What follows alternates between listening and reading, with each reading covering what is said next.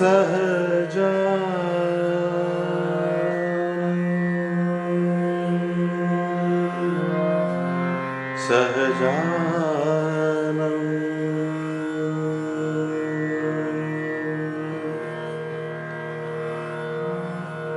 सहजानंद सहजानंद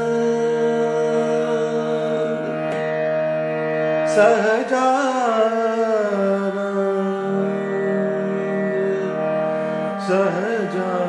सहजानंद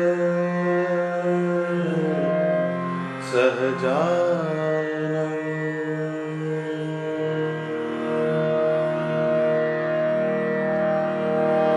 कर कर भजन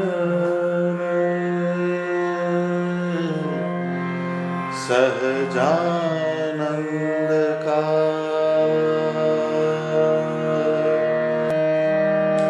कर कर भजन सहजानंद का कर कर भजन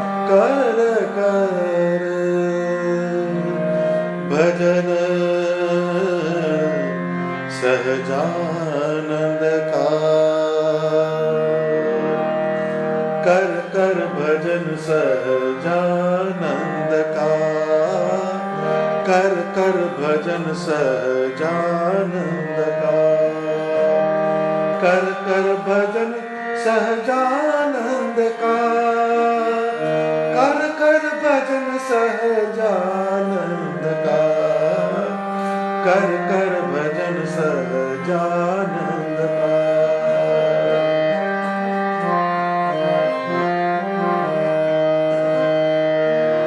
बैरी काल खड़ा सिर ऊपर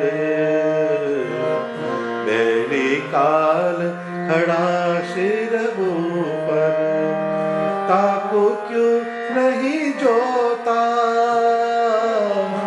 ताको क्यों नहीं जोता पीवत भर भर जहर पियाला पीवत भर भर जहर पियाला अमृत को नहीं छोता है कर कर भजन सहजानंद का कर कर भजन सहजानंद का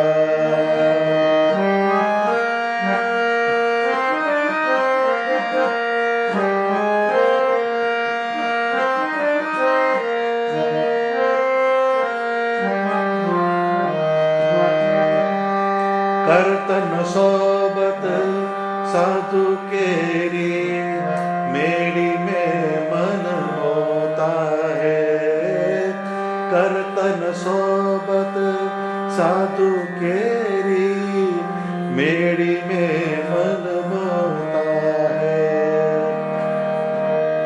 दमड़ी काज दसो दिस दौड़े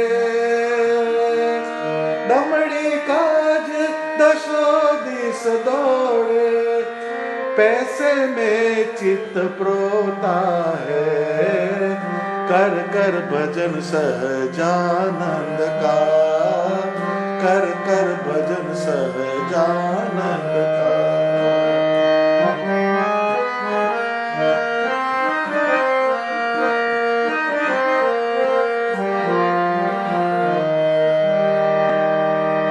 माया मिले तो राजी मन में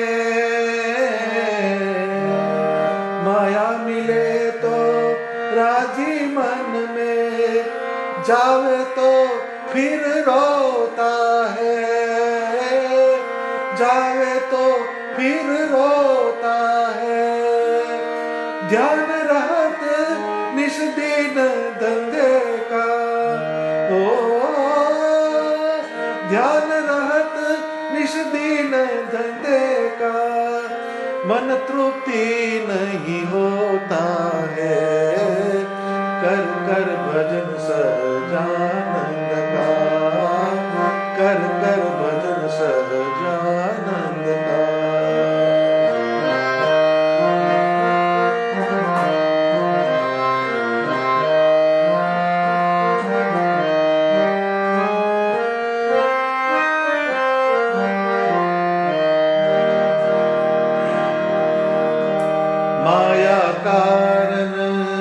निश दिन मूरख खाली उम्र खोता है। माया कारण निश दिन मूरख खाली उम्र खोता है। ब्रह्मानंद कहे तू नर नाही, ब्रह्मानंद कहे तू नर नाही, ब्रह्मानंद कहे तू नर नाही, बिना अकल का बोता है। कर कर भजन सहजानंद का, तेरी काल खड़ा सिर ऊपर, ताको क्यों नहीं जोता। पीवत भर भर जहर पियाला, अमृत को नहीं छोता है। कर कर भजन सहजानंद का, सहजानंद का, सहजानंद का। સહજાનંદ સ્વામી મહારાજની જય। બ્રહ્માનંદ સ્વામી આ પદમાં બહુ જ વ્યવહારુ અને માર્મિક વાત સમજાવે છે। આ પદમાં મન અને જીવનો સંવાદ છે। સ્વામીએ અહીંયા કર કર એવા શબ્દનો પ્રયોગ કર્યો છે। ભજન કરવા ઉપર બ્રહ્માનંદ સ્વામી ભાર મૂકે છે। બે વખત શબ્દ વાપર્યો, કર કર, એટલે મનને જીવ સમજાવે છે કે તું ભગવાનનું ભજન કર। ફોર્સફુલી મનને જીવ સમજાવે છે। એટલે બ્રહ્માનંદ સ્વામી કહે છે કે હે મન, તું ભગવાન સહજાનંદ સ્વામીનું ભજન કર। આ જીવ ભજન તો કરે છે પણ માયાનું ભજન કરે છે। પરંતુ માયાના કરનારા માયાપતિ સ્વામિનારાયણ ભગવાનમાં જો જીવ જોડાઈ જાય તો કંઈક વાત જુદી બની જાય। કારણ જે પોતાની માયાને આટલી સુખરૂપ બનાવી શકે એ પરમેશ્વર કેટલા સુખરૂપ હોય। આ વાતની જો ઘેર બેસી જાય તો આપણું કામ થઈ જાય। તમે હોટલમાં જાઓ અને એક ડીશ ફાફડાનો ઓર્ડર આપો તો ચટણી તો એની પાછળ પાછળ આવવાની જ છે। પરંતુ આ જીવ એવો અભાગ્યો છે કે કાયમ ચટણીની ચિંતામાં અને ચિંતામાં ફાફડાનું સુખ ગુમાવી દે છે। ચટણીની જગ્યાએ આ લોકના સુખ છે। એ તો ભગવાન ભજો એટલે તમારું પ્રારબ્ધ શ્રેષ્ઠ બને અને જગતના સુખ એની પાછળ આંટા મારવાના જ છે। પરંતુ આ વાત સમજાવી મુશ્કેલ છે। માટે મનને કહેવું કર કર ભજન સહજાનંદ કા। સ્વામી કહે છે બેરી કાલ ખડા શિર ઉપર, તાકુ ક્यों नहीं જોતા है। અહીંયા સમયના માપદંડની વાત છે। મોટામાં મોટું માયાનું કોઈ જાડું હોય તો તે સમય છે। સમય ભલભલાને ગોથા ખવડાવી જાય છે અને સમય કાયમ તમને ભવિષ્યમાં જ રાખે છે। માણસ સદા ભવિષ્યના વિચારોમાં જ ઘેરાયેલો રહે છે। એ કાયમ મને સારો પગાર ક્યારે મળે, મારું ઇન્ક્રીમેન્ટ ક્યારે આવે, આની ચિંતામાં અને ચિંતામાં વર્તમાનમાં જે પગાર મળતો હોય એનો આનંદ લઈ શકતો નથી અને જે નથી મળ્યું એની ચિંતામાં વર્તમાનની સારી ક્ષણો નષ્ટ કરે છે। આ સમયની માયા છે। આ બહુ મોટું ઇલ્યુઝન છે। માટે એને વેરી કયો છે। સમય સરકતો જાય છે। પળ, ક્ષણ, પ્રહર, દિવસ, અઠવાડિયું, મહિનો, વર્ષ, આમ કરતા કરતા કરતા કરતા સમય પસાર થતો જાય છે પરંતુ સમયનો જન્મ વર્તમાન ક્ષણમાં થાય છે. આજની વર્તમાન ક્ષણ તમારા વર્ષોનું આયુષ્ય બનાવે છે. એ જે ક્ષણો ભેગી થાય છે એનું જ આયુષ્ય થાય છે. માટે જે કંઈ છે તે વર્તમાન જ છે. એ વર્તમાન તમારા હાથમાંથી સરકતો જાય છે અને એ ક્ષણોનો ઉપયોગ સ્વામિનારાયણ ભગવાનના ભજન, સત્સંગની સેવા, શાસ્ત્રોનું શ્રવણ, વાંચનમાં નથી થતો. અને સ્વામી કહે છે કે તું કેમ નથી જોતો, તાકું ક્યું નહીં જોતા.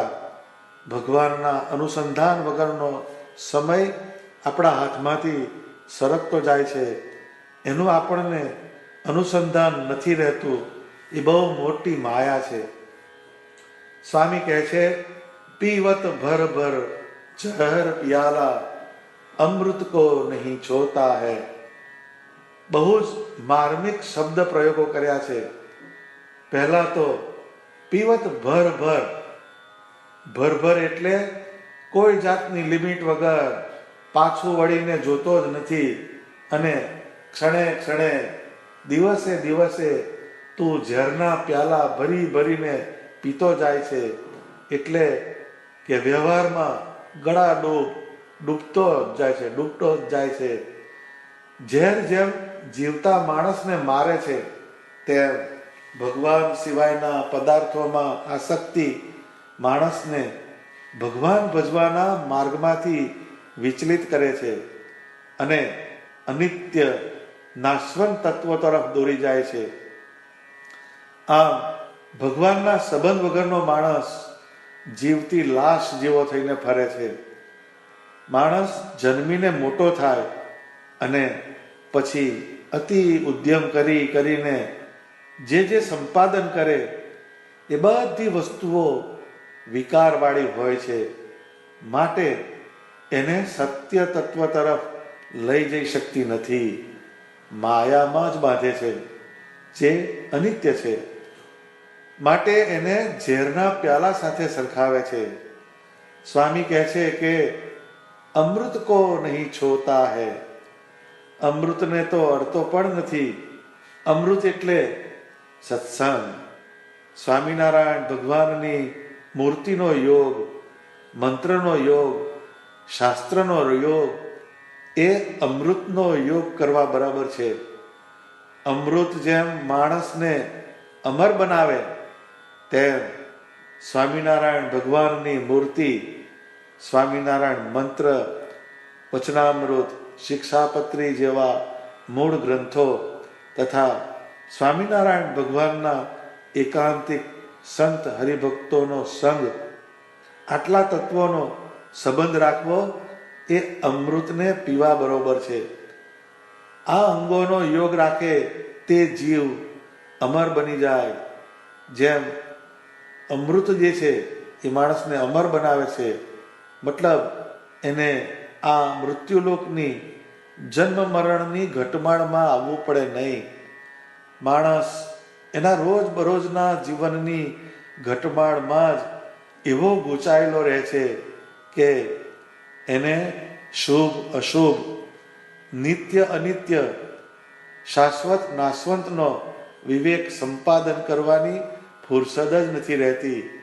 અને એ ક્ષણિક તુચ્છ નાશવંતને કાયમ ટકવાનું છે એમ માનીને એની પાછળ જ વ્યસ્ત રહે છે. એમાં ભગવાન ભૂલાઈ જાય છે. સ્વામી કહે છે કે કરત ન સોબત સાધુ કેરી મેળી મેં મન મોતા હૈ. આ જીવ ભગવાન સન્મુખ જઈ શકતો કેમ નથી? તો એ ભગવાનના એકાંતિક સંતોનો યોગ નથી કરતો. જો આપણે મુક્તાનંદ સ્વામી, નિષ્કુળાનંદ સ્વામી, બ્રહ્માનંદ સ્વામી, દેવાનંદ સ્વામી, પ્રેમાનંદ સ્વામી, ગોપાળાનંદ સ્વામી, મંજુકેશાનંદ સ્વામી આદિ નંદ સંતોના વચનોનો યોગ રાખવા રૂપ સાધુની સોબત રાખીએ તો એ આપણને સ્વામિનારાયણ ભગવાનથી દૂર ના થવા દે. માણસ નોકરી ધંધો કરે તો એના મનમાં એક ઈચ્છા કાયમ રહે કે જીવતા જીવતા આપણું ઘર બનાવવું છે. ભાડાના મકાનમાં અત્યાર સુધી બહુ રહ્યા, અથવા તો બાપ દાદાના જૂના મકાનમાં બહુ રહ્યા. હવે આપણે આપણી કમાઈનું પોતાનું સારું મકાન બનાવવું છે. આવી વાતો અને આવા મનસૂબામાં મકાન બનાવતા બનાવતા જ ઘણા તો ઉપડી જાય છે. એના મકાનનું વાસ્તુ જોવાય નથી રહેતા, કારણ એને વેરી એવા કાળનું અનુસંધાન નથી રહેતું. આ પૃથ્વી ઉપર આપણે રાજમહેલ જેવું ઘર બાંધીને સુખેથી રહીશું, પણ એ વાસ્તવિકતા નથી. વાસ્તવિકતા કંઈક જુદી છે. આવા સત્યોનું દર્શન નંદ સંતો પાસે હોય છે. એ સાચા અર્થમાં સત્ય શું છે એ બતાવી શકે છે. માટે દેવાનંદ સ્વામી કહે છે,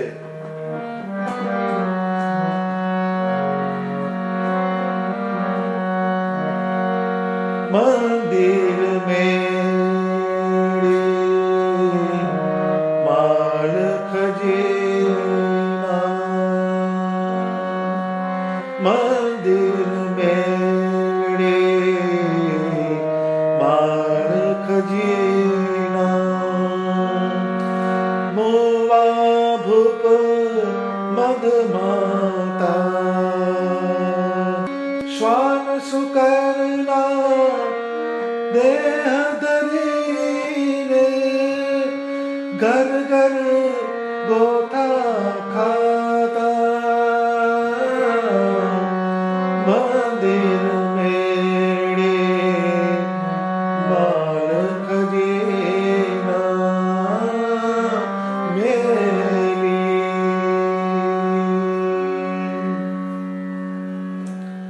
મતલબ, જો જીવમાં વિવેક ન હોય તો ત્યાગી અને રાગીને મંદિર, ભેડી અને માલ ખજીનાની વાસના રહી જાય. પછી તે ગમે તેવા મોટા મહંત હોય કે મૂછે લીંબુ લટકાવે એવા મદ ભર્યા ભૂપ અર્થાત રાજવી પુરુષ હોય તો પણ તેમને મરીને કૂતરા ડુક્કરના દેહ ધરી ધરીને ઘેર ઘેર ગોથા ખાવા પડે છે. માટે અંતરમાં સ્વામિનારાયણ ભગવાનની મૂર્તિ ધારીને ભજન કરવું એ જ શ્રેષ્ઠ સાધન છે. આ પૃથ્વીલોકની સાધન સંપત્તિ પ્રાપ્ત કરવા ગમે તેટલા પ્રયત્ન કરીએ પણ છેવટે એને છોડવા પડે છે. રાજમહેલ જેવા મકાન બંધાવ્યા હોય પણ છેલ્લે 4x6 ની જગ્યા જ, અને એ પણ સ્મશાનમાં જ કામ લાગે છે. અને એ પણ પોતાની નહીં, કોઈકે સાચે જ કહ્યું છે કે બિના લિબાસ કે આયે થે ઇસ જહાં મેં, बिना लिबास के आए थे इस जहां में, एक कफन की खातिर इतना सफर करना पड़ा. જ્યારે માણસનો જન્મ થાય છે ત્યારે બિના લિબાસ કે એટલે કે વસ્ત્ર પહેર્યા વગરનો જ પૃથ્વી ઉપર આવે છે. અને જ્યારે એ મરણ પામે છે ત્યારે ગમે તેવા કિંમતી વસ્ત્ર અને અલંકારો એની પાસે હોય તો પણ એક કફન ઓઢાડીને જ તેને સ્મશાનમાં બાળી દેવામાં આવે છે. એ જન્મે છે અને મૃત્યુ પામે છે, એની વચ્ચે ઇતના સફર કરના પડા એનો ભાવ બતાવે છે કે એની વચ્ચે વર્ષો સુધી ખાધા પીધાની પરવા કર્યા સિવાય અનેક ચિંતાઓ સમસ્યાઓ વચ્ચે એ વર્ષો વિતાવે છે. અને એના પરિણામ સ્વરૂપે એની પાસે છેલ્લે એક કફન જ એના શરીર ઉપર રહે છે. એક કફન કી ખાतिर इतना सफर करना पड़ा. આટલી મોટી યાતના ભરી વર્ષોની સફર અને છેલ્લે એવોર્ડમાં એક કફન, અને એ પણ બળી જાય છે. માટે પંચભૂતનું પંચભૂતમાં વિલીન થઈ જાય છે.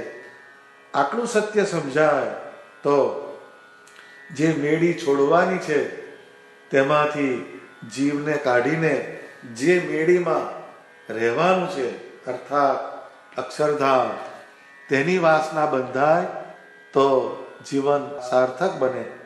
સ્વામી કહે છે કે દમડી કાજ દસો દિશ દોડે પૈસે મેં ચિત્ત પ્રોતા હૈ.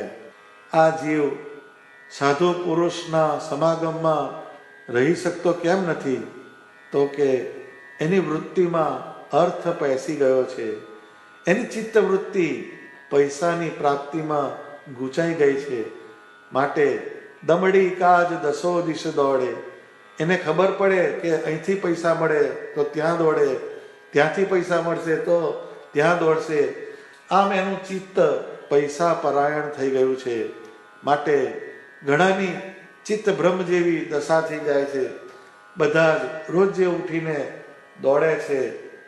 શા માટે અને શેની પાછળ એ કોઈને ખબર નથી, પરંતુ સાંજ પડે એ હાંફે છે જરૂર.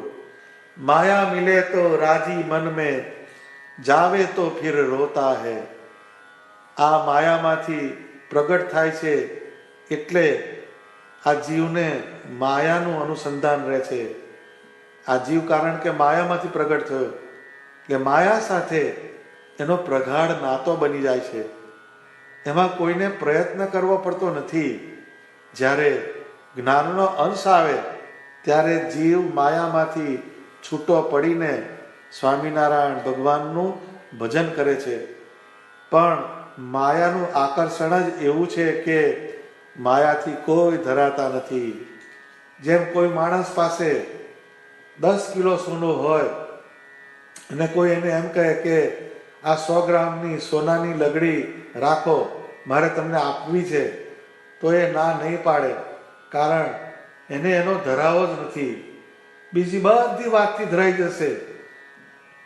એની પાસે 10 કિલો સોનું છે છતાં એનો એને ધરાવો નથી. એક ધરાવો ભગવાનથી થઈ જાય છે. 11 માળા કરતો હોય અને આપણે જો 21ની વાત કરીએ તો માથું હોરિઝોન્ટલ દિશામાં જ હલશે, વર્ટિકલ નહીં. મતલબ એ ના જ પાડશે, કોઈ કારણે હા નહીં પાડે. આનું એકમાત્ર કારણ હોય તો એને માયાનો સંગ નિત્ય થઈ ગયો છે. એ માયા જ્યારે પ્રાપ્ત થાય તો એ ખુશીથી નાચી ઉઠે છે. કોઈનું કોઈ સાથે સગપણ નક્કી થાય તો એના ફ્રેન્ડ સર્કલમાં અને વ્યવહારમાં કેટલી જગ્યાએ ફોન કરી દે છે કે આપણું આ ગામમાં ફલાણા ભાઈની દીકરી સાથે નક્કી થઈ ગયું. પણ કોઈએ એવો ફોન કોઈને કર્યો કે આજે મેં વર્તમાન ધારણ કર્યા, આજે મેં સત્સંગના શાસ્ત્રોનું વાંચન કર્યું, આની કોઈ વાતનું ક્યાંય અનુસંધાન આવતું નથી. કારણ જીવ માયામાં જ જડાઈ ગયો છે. માટે મુક્તિ અપાવનાર વિચારોનું ક્યાંય સમર્થન જોવા મળતું નથી. એ માયા આવે ત્યારે રાજી રાજી થઈ જાય, પરંતુ માયા તો ભગવાનની છે. એ ભગવાનની માયા સાથે આપણે પજેશન કરીને બેસી ગયા એટલે એ માયા જ્યારે આપણા હાથમાંથી જાય ત્યારે રડવા મળીએ છીએ. જાવે તો ફિર રોતા હૈ. સ્વામી આગળ કહે છે કે ધ્યાન રહત નિશ દિન ધંધે કા મન તૃપ્તિ નહીં હોતા હૈ. જે ધંધો કરે છે તેનું ચિંતન રાત દિવસ ધંધામાં જ રહ્યા કરે છે. જે સાથે નથી આવવાનું એનું ચિંતન રાત દિવસ રહ્યા કરે છે. અને એમાંથી મનને ક્યારેય તૃપ્તિ રહેતી નથી. જેટલું મળે તેનાથી વધારે ફરીથી મળે એવી જ ઈચ્છા અંદર થયા કરે છે. આ એક વાસ્તવિક પરિસ્થિતિ બ્રહ્માનંદ સ્વામી આપણને બતાવે છે. એક ફેક્ટરી હોય તો એમાંથી 2 ક્યારે થાય, 2 થાય પછી 2માંથી 4 ક્યારે થાય, આવી એક દોડ શરૂ થઈ જાય છે.